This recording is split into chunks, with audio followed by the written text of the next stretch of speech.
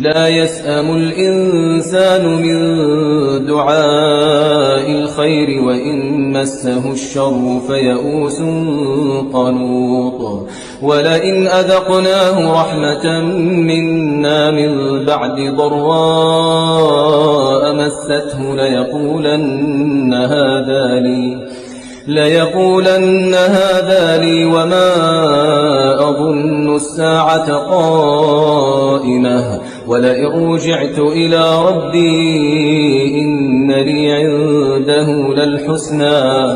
فلننبئن الذين كفروا بما عملوا ولنذيقنهم من عذاب غليظ وإذا أنعمنا على الإنسان أعرض ونأى بجانبه وإذا مسه الشر فذو دعاء عريض